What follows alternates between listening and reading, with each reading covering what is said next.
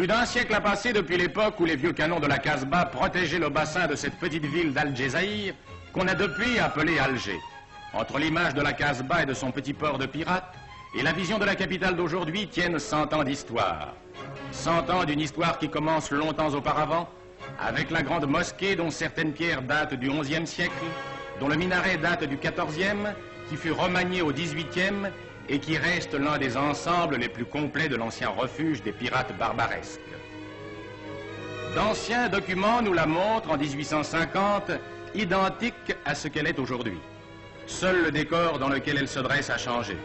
Maintenant, avec en vis-à-vis le nouveau palais de ligne classique connu sous le nom de palais consulaire, la résidence de la Chambre de commerce, la grande mosquée garde au pied de la Casbah le sens et le visage de l'Alger des anciens âges. Elle a vu depuis le Xe siècle se succéder les éphémères dynasties locales. Elle a vu les barques des pirates. Elle a connu ces jours de sang et d'or dont son histoire est marquée à chaque page, jusqu'au jour de 1830 qui devait fixer son avenir. Derrière elle, la Casbah déroule ses lacis de ruelles pittoresques où se dressent avec la mosquée de Sidi Abderrahman les minarets de 100 autres mosquées. Petite mosquée perdue dans le dédale des rues, surgie entre deux maisons, petite mosquée marquée de l'empreinte du XVIIe siècle qui les a vues naître, close toujours sur leur silence et comme parfumée de la piété des générations qui y passèrent. Petite mosquée qui garde dans leur chaux blanche et leur faïence bigarrée le charme obscur d'un passé magnifique. Comme la vie mène à la mort, ces ruelles serties de mosquées vous mèneront au cimetière d'El Kettar, l'un des plus vieux cimetières d'Alger où chaque vendredi, les femmes musulmanes vont faire visite aux morts et rencontrer leurs amis.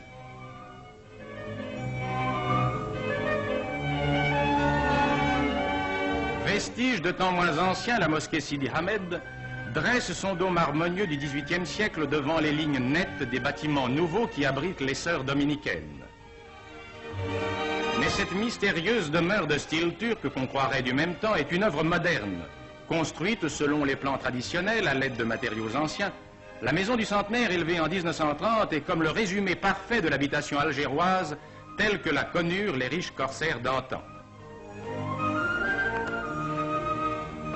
L'archevêché, ancien palais arabe également du XVIIIe siècle, avec ses cours intérieures qui reçoivent et répandent la lumière, avec ses galeries et ses colonnades, avec ses fontaines dont le murmure accompagne tous les gestes de la journée, est peut-être à Alger le type le plus parfait du palais des princes de cette époque. Ces princes, d'ailleurs, ont construit d'autres merveilles. Le palais du Bardo offre le même spectacle opulent de patios, de galeries, d'encorbellements, de fontaines murmurantes.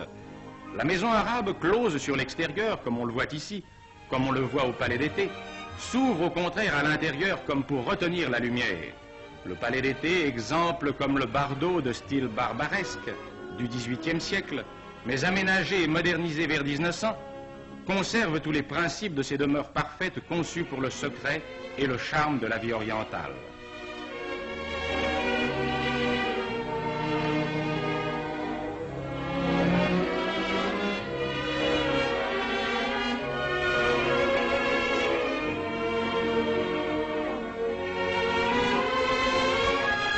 Ces exemples n'ont pas été perdus.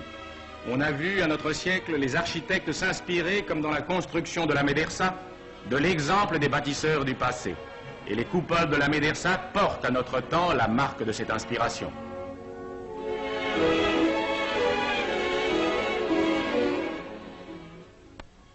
Dès l'apparition des Français avec le duc d'Orléans et ses successeurs, Alger s'étend et une ville française s'ajoute à la petite capitale barbaresque. De 1860 datent les boulevards et les rampes du port, ces architectures de magistrale tenue qui font de l'apparition d'Alger un spectacle inoubliable et qui s'augmentent de nos jours des constructions nouvelles comme l'hôtel Aletti. Du dernier siècle aussi date le lycée Bugeaud qui garde l'allure des architectures classiques, coin de France transplanté sous le ciel d'Alger. Mais au début du siècle, les architectes d'Alger prirent à cœur de s'inspirer du style régional. La préfecture, construite entre 1910 et 1913, reste l'un des exemples de cette adaptation du passé qui s'apparente au style hispano-mauresque. D'autres exemples se rencontrent dans Alger, au hasard des rues, dans cette portion que le premier quart du siècle vit s'élargir jusqu'à devenir une ville nouvelle soudée au vieil Alger. Style inspiré, mais où l'on ne retrouve plus la fraîcheur de l'inspiration ancienne, style un peu trop riche, un peu trop chargé, dont on voulut à cette époque faire un style algérien et dont le chef-d'œuvre, ou plutôt la pièce maîtresse, reste l'Hôtel des Postes, appelé plus communément la Grande Poste.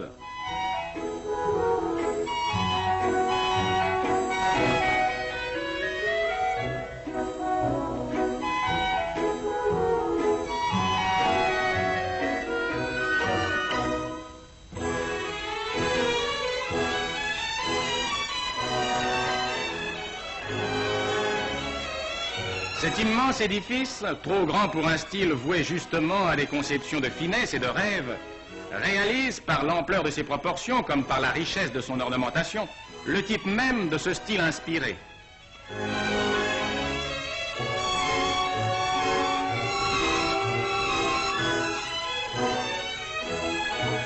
Un autre règne devait un jour supplanter à Alger le règne du renouveau hispano-mauresque, celui de la logique aux lignes simples et droites, dont le classicisme pouvait admirablement s'harmoniser au ciel de l'Afrique du Nord. Le gouvernement général qui s'ouvre largement sur le ciel et sur la mer et dresse au-dessus d'Alger ses multiples étages, ajuste ses lignes sur celles des immeubles construits récemment et qui font de certaines parties de la ville un harmonieux ensemble ultramoderne.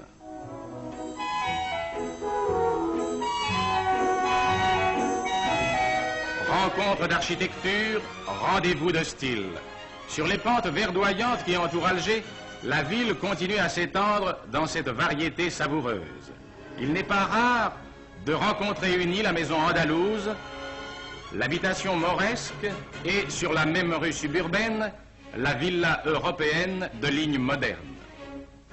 Demeures diverses de lignes, et toutes de lignes heureuses rassemblées au cœur d'une ville que ces contrastes ne troublent pas et qui crée même de ces diversités de nouvelles harmonies. Villa des alentours d'Alger, qui avait devancé les maisons des champs des seigneurs barbaresques, telle cette villa Arthur dont le spectacle donnera à chacun l'idée d'une vie parée de toutes les grâces, elle marque dans tous les sens la croissance ininterrompue de la très ancienne capitale.